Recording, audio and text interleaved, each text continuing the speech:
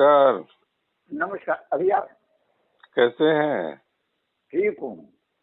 आज Karl Marx का माने जन्मदिन, आज उनकी जयंती है तो सोचा कि आपसे कुछ बात कर लूं। अच्छा।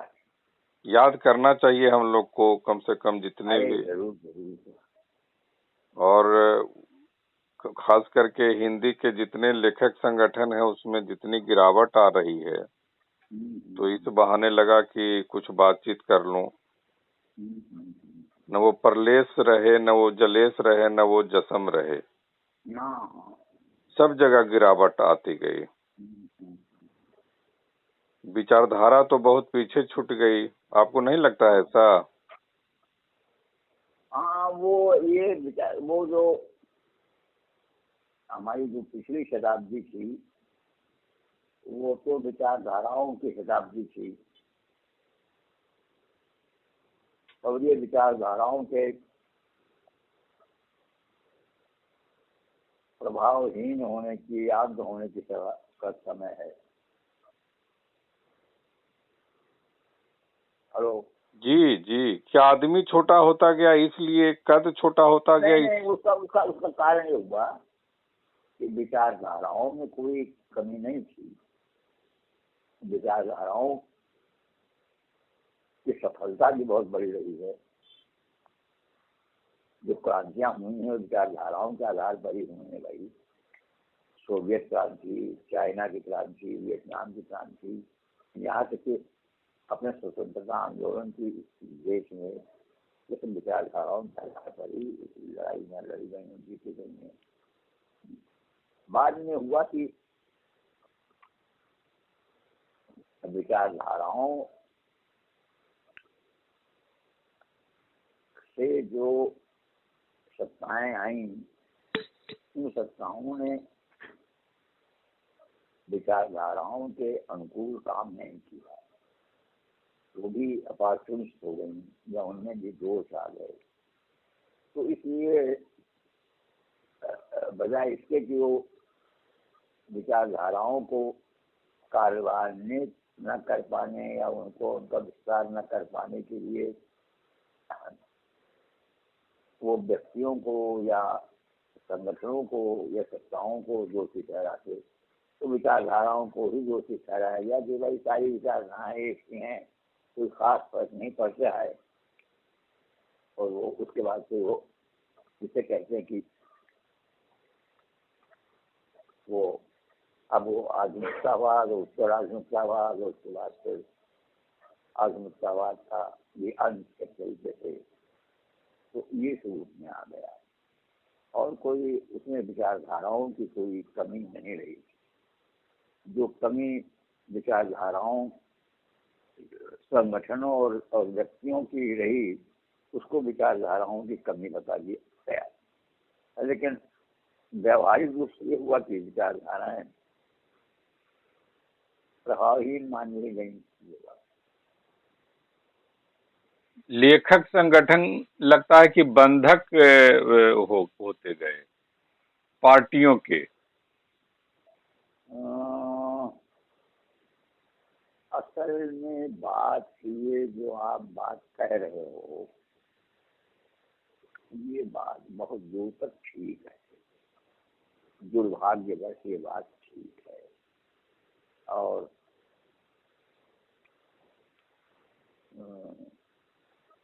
जो सत्ताएं रही, उन सत्ताओं में खासकर लेखकीय संगठनों को, उन्होंने लेखकीय संगठनों का स्वतंत्र रूप से क्या महत्व होता है और क्या शक्ति है उनकी, ये नहीं समझा। और उसका दोष केवल संगठनों को भी है, और उसका दोष ये है उन लेखक संगठनों का है जो सत्ताओं के पीछे पीछे ही उनकी पिछलग्गू बन के काम करती रही। और वो व्यवहारिक रूप में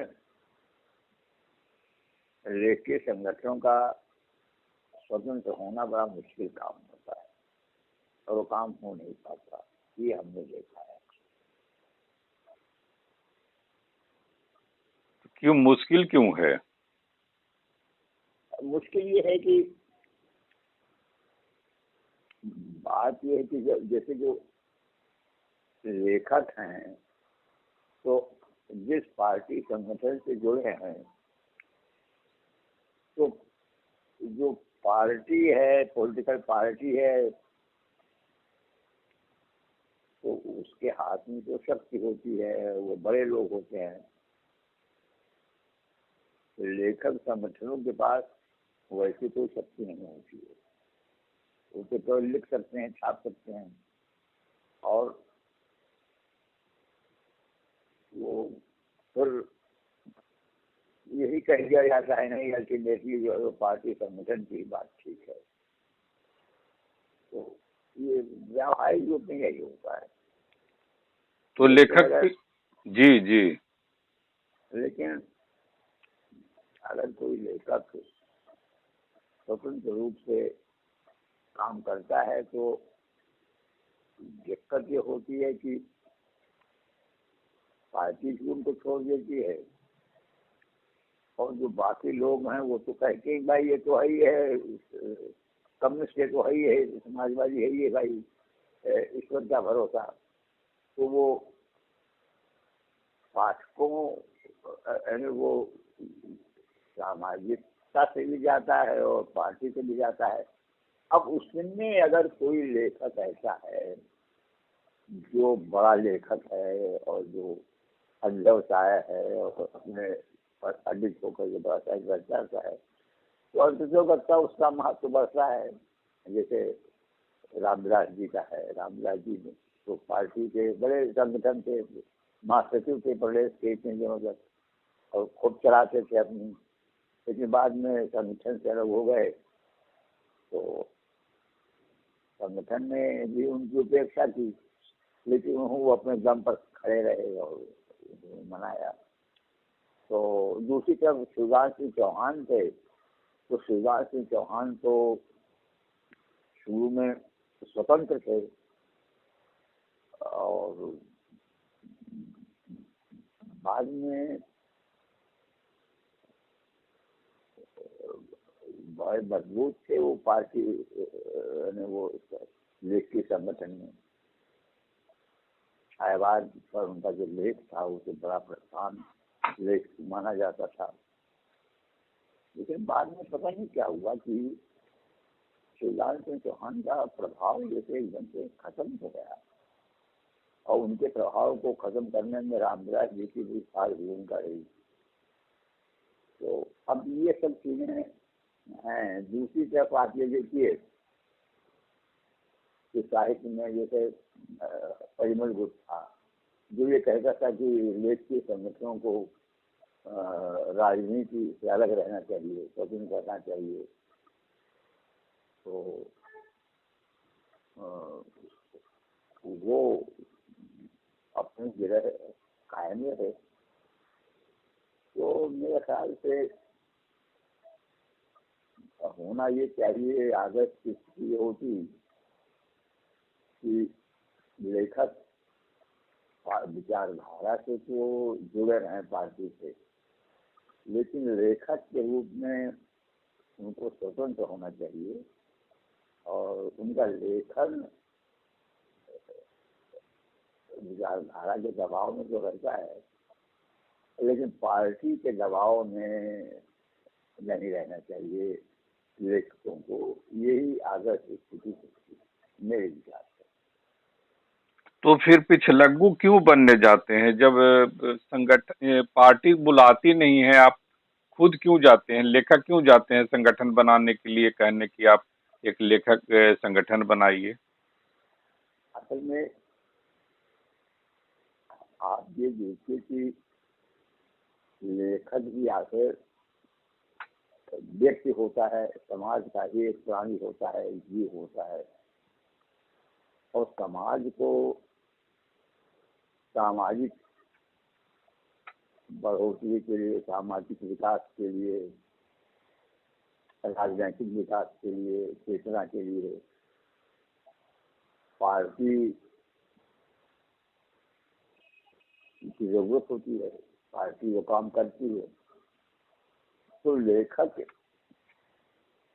सोचता ये है कि जो ये हमारी विचारधारा है, वो विचारधारा राजनीति के साथ साथ हमारे लेखन को भी शक्ति प्रदान करेगी।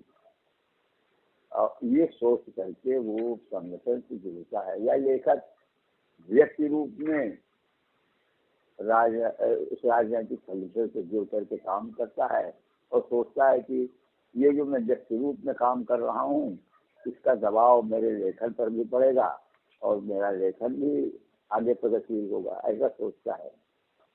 अब ये हो नहीं पाता, ये अलग बात।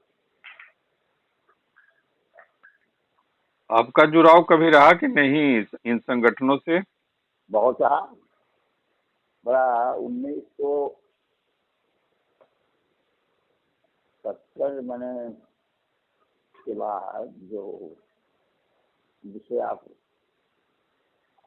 8वीं दहाई कहेंगे, 70 के बाद मैं दिल्ली प्रगतिशील लेखक संघ का सचिव था और टेक्निकली अभी भी मैं प्रगतिशील लेखक संघ के नेशनल कमेटी का मेंबर हूँ। तो बल्कि प्रगतिशील लेखक संघ के जो संरक्षक मंडल है, उस संरक्षक मंडल में हूँ मैं अब। तो मेरा संबंध रहा, पार्टी संगठन से जुड़ाव रहा है मेरा। तो आप नामवर जी के चलते गए कि रामविलास शर्मा जी के चलते? नामवर जी,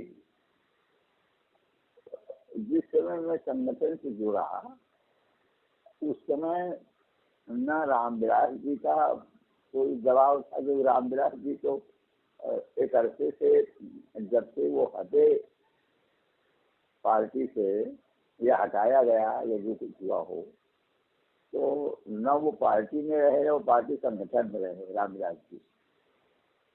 और ये अजीब बात है कि उस समय मैं पार्टी से जुड़ा, उस समय नामवर जी भी नहीं थे पार्टी में। ये लोग लेखक तो प्रगतिशील बहुत बड़े थे और नेता थे, लेकिन पार्टी में उस समय न नामवर जी थे और रामविलास जी तो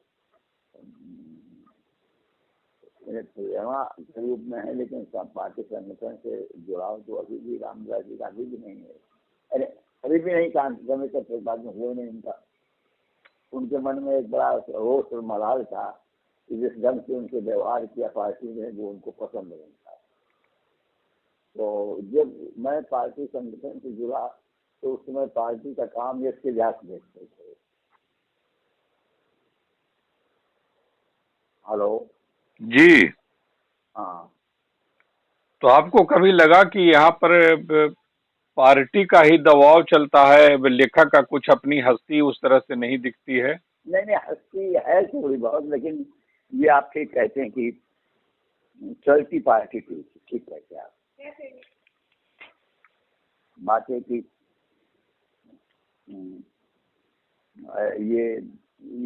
ये एक सच्चाई है कि पार्टी का दबाव लेखकीय संगठन पर बहुत जबरदस्त रहता था, ये ठीक बात। तो फिर क्या औचित्य रह जाता है इन संगठनों का? फिर औचित्य क्या रह जाता है इन संगठनों का, लेखक संगठनों का, जब पार्टी सब? असल में असल बात यह है, बात को इस तरीके से बहुत एक्सट्रीम होकर के मत सोचिए। राजनीतिक पार्टियों का लेखकीय संगठनों पर दबाव रहता है, इसका मतलब ये नहीं होता है कि जो लेखकीय संगठन है वो बिल्कुल उनकी पूरी तरीके से इच्छुक होती है। लेखकीय संगठन मतलब अलग से बहुत बड़ा काम करती हैं। अगर इतना बड़ा काम न करती तो इतनी लोकप्रिय कैसे होती वो और जनता ने प्रगतिशील लेखक संघ में बड़ा काम किया है। ऐसे नाटक हैं, ऐसी कविताएं हैं। प्रगतिशील लेखक संघ जो प्रगतिशील कविताएं हैं, प्रगतिशील साहित्य जो है, मैं समझता हूँ अपने समय का श्रेष्ठ साहित्य है। अब जितने लेखकों का नाम और कवियों का नाम आप बड़े अच्छे हैं, वो सब तो लिखते हैं और सब तो इस आंदोलन से जुड़े हुए हैं, वो क्या करें। और जलेस जलेस और ये जसम वगैरह जो संस्था बनी, जलेस असल में मैं, अजीब बात है कि मैं प्रदेश से जुड़ा रहा, मैं जलेस से कभी जुड़ा नहीं, लेकिन जलेस वाले उदारता पूर्वक और आत्मीयता पूर्वक मुझे अपने यहाँ ले जाते थे, मैं जाता था उनके यहाँ। प्रदेश उतना एक्टिव नहीं था और एक्टिव जलेस था, और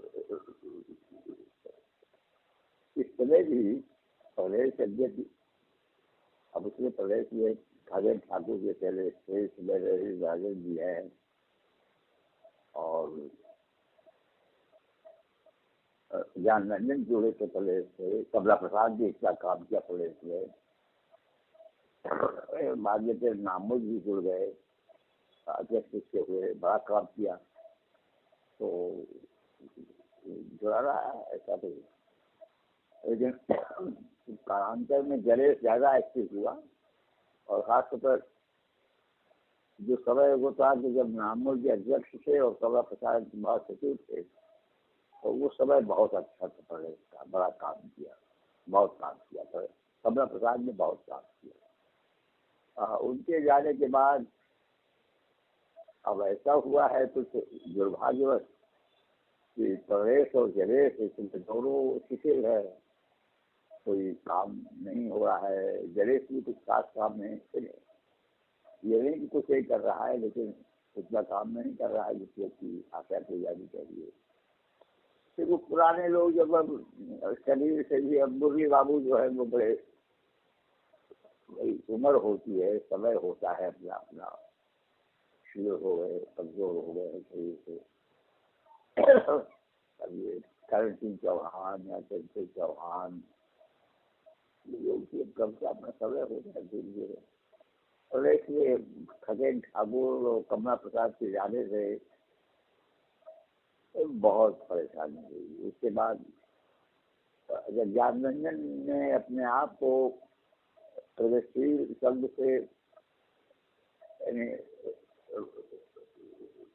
व्यावहारिक रूप से अलग कर लिया था, वैसे तो जुड़े हुए थे टेक्निकली, लेकिन व्यावहारिक रूप से अपने को उन्होंने काफी अलग कर लिया, तो इसलिए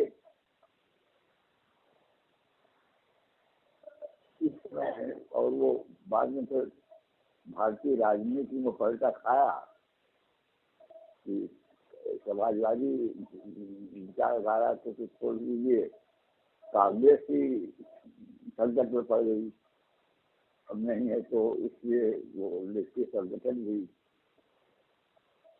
इसमें सकारात्मक जितना होना चाहिए उसमें नहीं। हालांकि सांगठनिक दृष्टि से आर्गेनाइजेशनली प्रगतिशील लेखक संघ अभी भी इस देश का सबसे विशाल और व्यापक लेखकीय संगठन है। जब आप विचारधारा को ढो नहीं पाते हैं, उस पर अमल नहीं करते हैं, तो संगठन में बने रहने का क्या मतलब है? अरे वो ऐसा इस तरीके से सफेद और काले में विभेद नहीं हो सकता, बने रहते हैं, जितना काम होता है करते हैं, जितना काम नहीं हो पाता है नहीं करते हैं, इस तरीके से व्यवहारिकता इसलिए होती है। ये नहीं होता है कि जब पूरा काम होता है काम नहीं होता है चलो।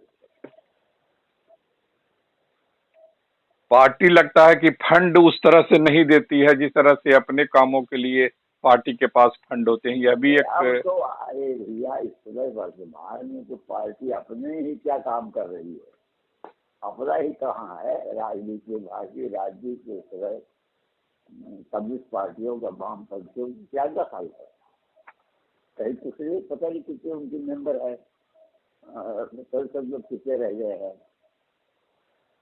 तो ले करके केरला में है, और तो कहीं राजनीति भी नहीं है, तो इसलिए तो इसकी पूछा जाए तो इतनी ज्यादा जरूरत है वामपंथी जन आंदोलनों की, लेकिन वामपंथी संगठन इतना शिथिल है, इतना चुपचाप है, अब इसके लिए क्या कह सकते हैं आप? जी, प्रगतिशील साहित्य की समस्याएं तो एक किताब भी थी रामविलास शर्मा की ना। हाँ, रामविलास जी ने बहुत, रामविलास जी के उनके लेखक का तो एक रूप ये है जो बड़ा पॉलिटिकल बहुत है, वो विध्वंसक बहुत है। और रामविलास जी ने ज्यादा विध्वंस समाजवादी प्रगतिशील विचारकों का ही किया है, प्रगतिशील साहित्य का ही ज्यादा विध्वंस किया उन्होंने। और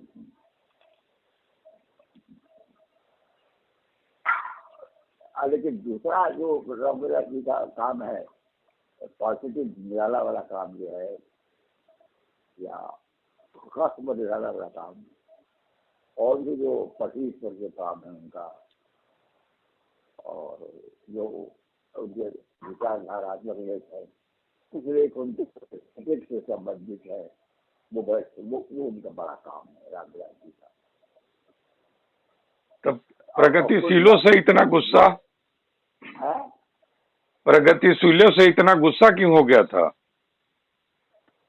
रामविलास जी की बात आता है। जी जी, प्रगतिशीलों से इस तरह से उनकी नाराजगी क्यों थी? वो रणजीत जब महासचिव थे तो उस समय में वो रामविलास जी को बहुत मानते थे, और रामविलास जी जब प्रगतिशील लेखक संघ के महासचिव बनाए गए तो 3-4 साल तक बड़ा काम किया गया। बाद में जब पार्टी की नींव निकली और वो रणविलास से या अजय घोष से ये लोग आए, तो रामविलास जी को रामविलास जी का बड़ा विरोध हुआ प्रगतिशील लेखक संघ में, और अंदर से रामविलास जी अलग हो गए या हटाए गए या क्या हुआ, जो कुछ हुआ, मतलब तो वो रामविलास जी को बड़ा बुरा लगा व्यक्तिगत रूप से, मुझे लगता है, जिसको हिंदी में कहते हैं जो मार्क हो गए, उनके मन में अमर्ष बहुत पैदा हुआ। तो इससे फिर रामविलास जी के मन में एक रोष रहा प्रगतिशील लेखक संघ के प्रति, जिससे कि उनका व्यक्तिगत रूप से उनकी उपेक्षा की गई हो या उनका अपमान किया गया हो, तो फिर रामविलास जी अपने आप को उससे अलग रखा। ये मेरा अनुमान है, सच्चाई क्या है मैं नहीं जानता। तो प्रगतिशीलों को हटा करके आप कैसे, या उनकी उपेक्षा करके, या उनके खिलाफ विध्वंसक होकर के आप कैसे फिर रहेंगे उस लेखक संगठन में? यही बात है, ठीक आप ठीक कहें।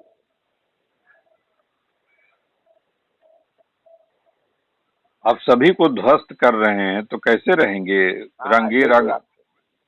नहीं, ठीक आप, यानी यह भी तो सवाल उठेगा ना कि या उठ रहा है भी कि प्रगतिशीलों के मिजाज को ही समझ नहीं पाए, वो भी स्टालिन की तरह डिक्टेटर हो गए थे, जिस तरह से स्टालिन का प्रभाव। उनको बिल्कुल उनको स्टालिनवादी तो कहा ही जाता है, वो उनको स्टालिनवादी तो कहा ही जाता है, आप ठीक कहते हैं बिल्कुल। लेकिन कुछ दिनों के बाद कालांतर में फिर रामविलास जी ने कई लोगों की उन्होंने बड़ी प्रशंसा भी की है, बहुत बातचीत भी किया है कई लोगों के प्रति, हासिब निराला के प्रति, फरीस के प्रति,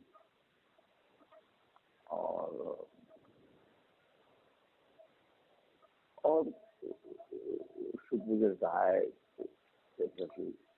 एक घटना का जिक्र कर रहा हूँ 1958 की है। अच्छा, किसकी है?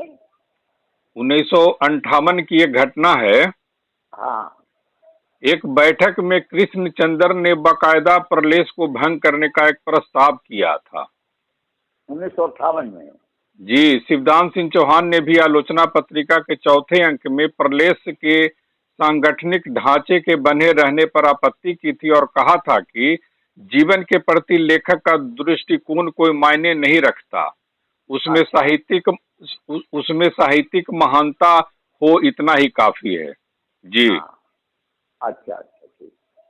हाँ, ये तो ऐसे है जैसे अगर बच्चा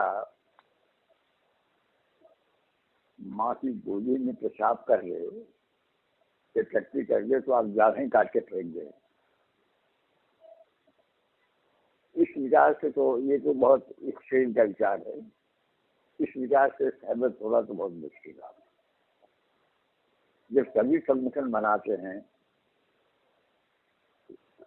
तो फिर लेखक कमीशन क्यों नहीं बनाए भाई? अगर 10 लोग, 10 लेखक, 15 लोग लेखक, 50 लेखक इकट्ठे होकर के विचार विमर्श करते हैं, अपनी बात करते हैं, अपना कोई योजना बनाते तो इससे क्या मिलेगा? ये अपने आप में ऐसे बुरी चीज कैसे हो गई, ये समझ नहीं जाती बात। आप ये तो कह सकते हैं कि ऐसा नहीं होना चाहिए, लेकिन लेखकों को आपस में बैठ करके कोई विचार ही नहीं करना चाहिए, अलग अलग ही काम करना चाहिए। ये तो बड़ा मुश्किल है। चलो, इससे सहमत हो पाना तो। असल में जो आजादी 15 अगस्त की आजादी को झूठी जो उन्होंने रामविलास शर्मा ने जो कहा ना, उसको लेकर के अमृत राय से तमाम लोग उनसे खासे नाराज हो गए थे। हाँ, वो उस समय वो रामविलास शर्मा की बात से ज्यादा उस समय तो पार्टी की, उस समय तो कम्युनिस्ट पार्टी की ही नीति अच्छी थी, आजादी झूठी है। तो रामविलास शर्मा को जो पार्टी की नीति है उसी को लेखक में ला रहे थे।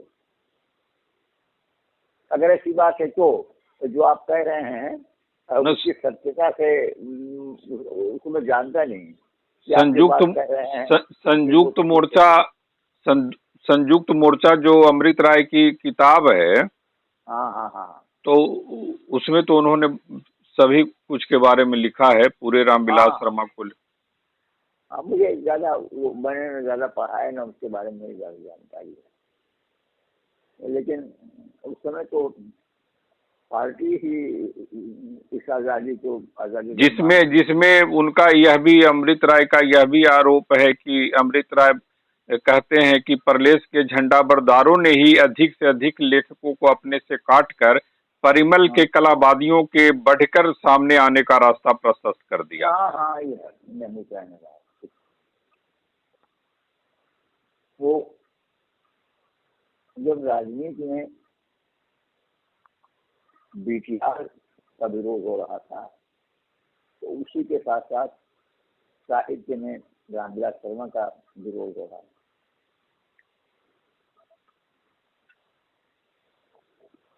ये तो फिर रामविलास शर्मा अपनी समझ से चीजों को नहीं देख रहे थे, क्योंकि प्रगतिशील थे तो अपने ढंग है। से चीजों को, अपने ढंग से चीजों को देखना, अपने ढंग से लेखकीय दृष्टि से चीजों को देखना, पार्टी दृष्टि से नहीं। आप पार्टी के हो गए तो फिर आप लेखकीय दृष्टि कहाँ, आप तो गुलाम ना हो गए एक ढंग से। हाँ, ये ठीक कहते हैं। ये बाद में इस बात को रामविलास जी ने भी बाद में समझा और उसको किसी तरीके से वो स्वीकार भी करते थे बाद में बातचीत में। लिखित रूप में जो नहीं किया है लेकिन बाद में स्वीकार करते थे। रामविलास शर्मा और वो पार्टी के नीति को लेकर के, लेकिन रामविलास शर्मा ने काम बहुत किया, काम बहुत करते थे वो। मैं वो एक सक्रिय और सकर्मक सचिव थे। कईयों को निकाला पार्टी में से, संगठन में से, ये किया वो किया, ये सब करते थे, लेकिन वो एक्टिव बहुत थे। बाद में जो सचिव हुए, जो भीषम साहनी जी बाद में हुए, तो भीषम साहनी जी के समय भी अच्छा हुआ, अच्छा काम किया। कमला प्रसाद जी ने भी काम किया, लेकिन और अब इस समय काम बहुत सी चीज है। जैसे कि प्रगतिशील साहित्य की जो समस्या है, तो उसमें 138 नंबर पेज पर जो लिखते हैं रामविलास शर्मा जी, तो उसमें हाँ कहते हैं कि 1947 की आजादी कांग्रेसी आजादी झूठी है, हाँ। प्रगतिशील लेखक संघ के संगठन का आधार है यह बात, यह जो वाक्य है। अच्छा अच्छा। तो क्या आप इससे जूझे थे, बाद में आपको भी नहीं ऐसा नहीं नहीं, बताए? मैं असल में मैं संगठन में तो रहा, लेकिन मैं काम करता था। मैं इस वैचारिक विरोध में कभी पढ़ा ही नहीं, न मैंने ध्यान से पढ़ा।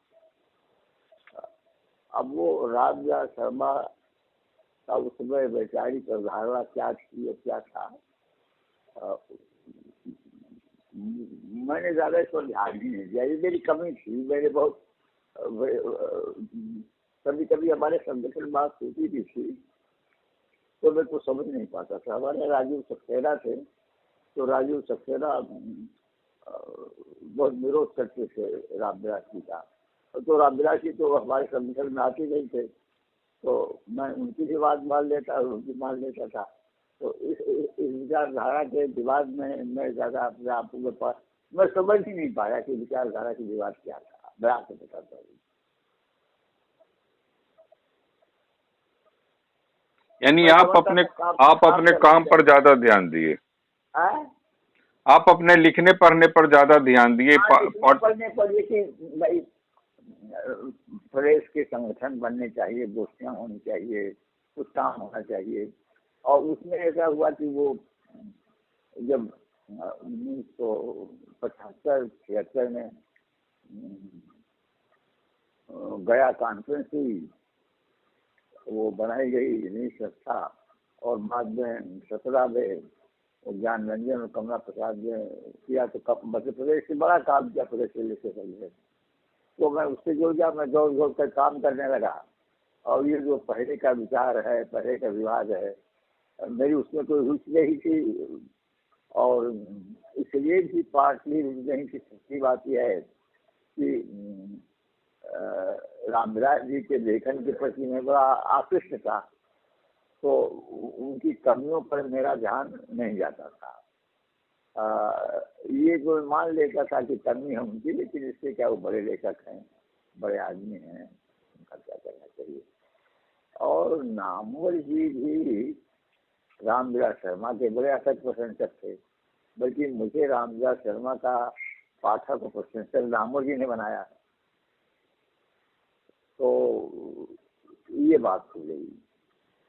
शिवदास सिंह चौहान के छायावाद वाले लेख पर रामविलास शर्मा का लेख मैंने पढ़ लिया, तो शिवदास सिंह चौहान के प्रति मेरे मन में शुरू से ही बड़ी अभिरुचि पैदा हो गई। ये गलती से मेरी। एक बार मुझे शिवदास चौहान बड़े प्रसन्न हुए, मेरा एक भाषण सुन करके मुझे अपने घर ले गए, भोजन भी कराया भैया जी ने, शिवदास जी ने। फिर वो ये उनको लग गया कि मैं रामविलास जी का प्रशंसक हूँ, तो फिर बड़ा उनका संपर्क ज्यादा नहीं आगे बढ़ा। लेकिन मिलने जुलने में शिवदास जी बड़े सज्जन थे, बड़े शरीफ आदमी थे, बहुत अच्छे।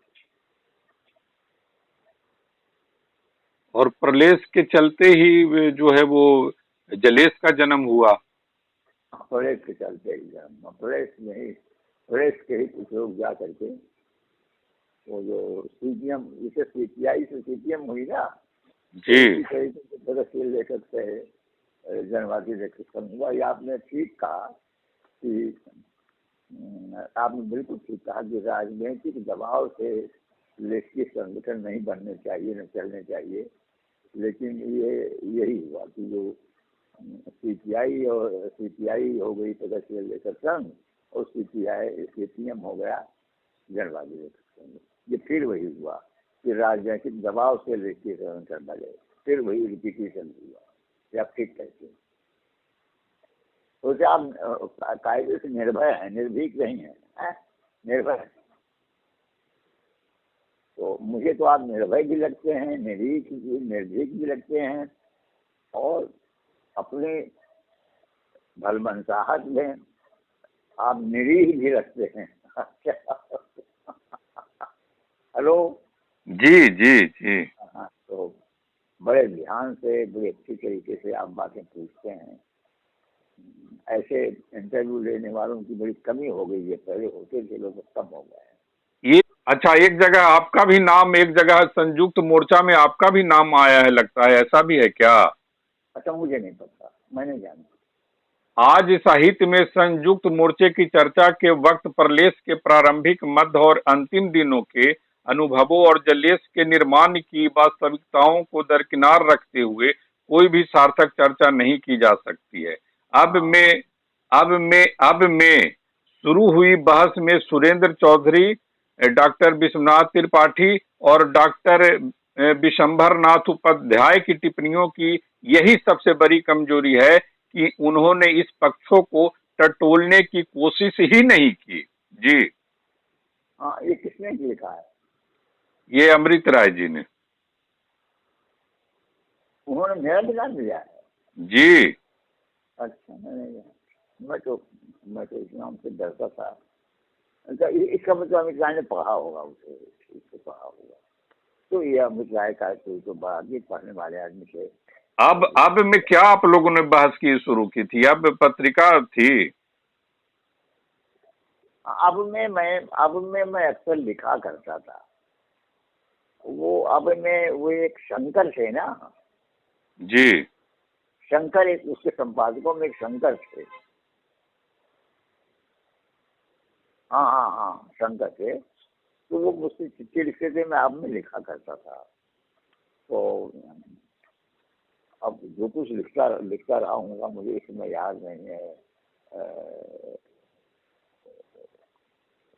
सुरेंद्र चौधरी भी जी लिखते थे, हाँ, किरण चौधरी जिसमें लिखते थे, ये ठीक। विशंभर नाथ उपाध्याय भी लिखते थे। हाँ, दिसंबर में उपाध्याय लिखते रहे होंगे। दिसंबर में उपाध्याय को न मैं पढ़ता था, न मैं ज्यादा, मेरे बस देखा देखी थी, ज्यादा नहीं पढ़ता था। लेकिन सुरेंद्र चौधरी से मेरी पत्नी बहुत बैठती थी। सुरेंद्र चौधरी से मेरा याराना था, अच्छा था। तो ये था। तो आपसे जो कहा जा रहा है, पूछा जा रहा है कि उन्होंने इन पक्षों को टटोलने की कोशिश नहीं की है। क्या किया? किन प्रश्नों को उन टटोलने की कोशिश? हाँ, उन पक्षों को टटोलने की कोशिश नहीं की है। सच्ची बात यह है मेरे भाई जी कि ये जो प्रगतिशील लेखन है, ये साहित्य का लेखन है, मैं प्रगतिशील लेखक की हैसियत से कुछ नहीं लिखता छोड़ता था। साहित्य कार की हैसियत से साहित्य लिखता पड़ता था। अब वो प्रगतिशील अगर हो जाए तो बड़ा अच्छा है। तो ये मैं ये मानता था कि साहित्यकार होना ही अपने आप में प्रगतिशील हो रहा है। थोड़ी बहुत विचारधारा कि आदमी को सजग रहना चाहिए, बस, ज्यादा नहीं। और राजनीतिक पार्टियों के दबाव में जो साहित्य लिखा जाता है, पॉलिटिकल राइटिंग जो की जाती है, तो पॉलिटिकल राइटिंग काम तो आती है, लेकिन पॉलिटिकल राइटिंग कोई बहुत अच्छी राइटिंग, बहुत अच्छा लिटरेचर नहीं होता है। वो तात्कालिक होता है, कुछ समय के लिए होता है, समय के लिए ठीक होता है, कभी कभी तो अच्छा भी होता है। बस इतना ही मेरा ध्यान रहता था। इसलिए मैंने कोई बहुत ये दब करके कि मैं इसलिए मैं कोई किसी विभाग में तो हिस्सा में ले सकता था, एक पॉलिटिकल राइटर की हैसियत से। लेकिन कोई लेखन में, क्रिएटिव राइटिंग में पॉलिटिकल पार्टी के हैसियत से नहीं लिख सकता था। अगर लिखता भी तो ये, जैसे एक समय में मैंने जयप्रकाश नारायण के विरुद्ध कविताएं लिखी हैं। जी, तो अब वो एक पॉलिटिकल शोक थी, जब जयप्रकाश नारायण जो थे वो इंदिरा गांधी का विरोध कर रहे थे, कांग्रेस का, तो मैंने जयप्रकाश नारायण की विरुद्ध ऐसी कविताएं लिखी जो आज शर्म आती है उनको पढ़ने में। तो इसलिए पॉलिटिकल राइटिंग, अच्छी पॉलिटिकल राइटिंग लिखना बहुत मुश्किल का काम है। जैसे शमशेर बहादुर की कविता है शांति पर, वो पॉलिटिकल राइटिंग बड़ी कविता है। तो लेकिन पॉलिटिकल राइटिंग जो बड़ी कविता लिखता, तो ये जैसे कि ये जो है मजाक की कविता है, या कैसे की है, या वो जो है अरे वाला साउथ वाला भी बहुत अच्छा पोइट हमारा है, वहाँ वाला हैदराबाद वाला, ये जंग जंगे आज़ादी आज़ादी के परचम पे चले वाला। तो बड़ा काम है पॉलिटिकल राइटिंग में। राइटिंग होनी चाहिए, इसके बाद पॉलिटिकल होना चाहिए। एक आखिरी जो हम लोग आखिरी बातचीत की तरफ ही चल रहे हैं, तो क्या अब यह मानते हैं कि लेखकों का स्वतंत्र कोई संगठन होना चाहिए जिसका पार्टी से कोई लेना देना नहीं हो? क्या ऐसा संभव है? हिंदी में ऐसा संभव है? नहीं नहीं नहीं नहीं, नहीं मैं मानता हूँ ये नहीं होना चाहिए कि लेखक से पार्टी से लेना देना ना हो। जो जो विचारधारा पार्टी की है, उस विचारधारा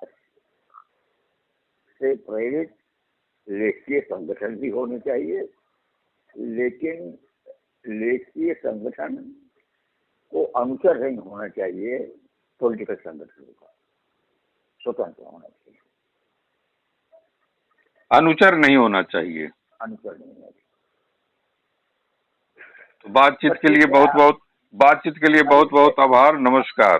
अरे ठीक है निर्भय जी, आप खोज खबर लेते रहते हैं और मुझे बहुत अच्छा लगता है। अच्छा जी नमस्कार। धन्यवाद धन्यवाद।